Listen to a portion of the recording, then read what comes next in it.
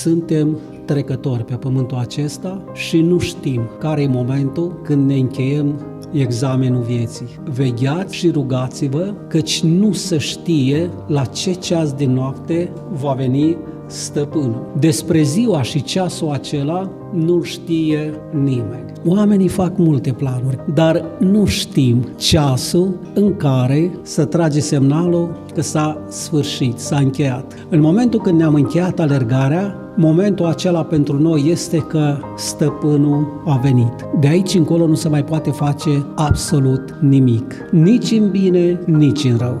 De aceea este bine să răscumpărăm timpul și anume momentul acesta, pentru că acesta este doar al nostru. Momentul din seara aceasta. De acum și până mâine de dimineață e un drum lung și mulți pe planetă din clipa aceasta în continuare își încheie contul vieții. Nu e o problemă că se încheie, problema este cum se încheie. Cum trăim viața pe pământul acesta. Ca să putem să ne înțelegem starea în care suntem, trebuie să venim față în față cu Hristos. El n-a crezut ca un lucru de apucat să fie deopotrivă cu Dumnezeu. S-a dezbrăcat de sine însăși și a luat robia roabă.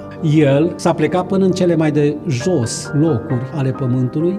El care n-a săvârșit niciun păcat, s-a făcut păcat pentru mine. Ca eu să fiu neprihănirea lui Dumnezeu în El. Și atunci când mă uit țintă la Domnul Hristos în permanență, cu cât mă apropii mai mult de El, cu atâta îmi dau seama că sunt mai păcătos decât toți ceilalți din jurul meu. Îmi dau seama că am irosit timpul în zadar pe pământul acesta. Ferice de robul acela care dă hrană potrivită la timp potrivit. Când va veni stăpânul, îl va felicita. Bine, rob, bun și credincios. Ai făcut-o cu toată inima, cu dragoste, toată dragostea, știu lucrul ăsta. N-ai avut odihnă, zi de odihnă, n-ai avut concediu, n-ai avut vacanțe să le petreci nu știu pe unde. Acum intră în bucuria stăpânului tău, acum începe vacanța pentru tine.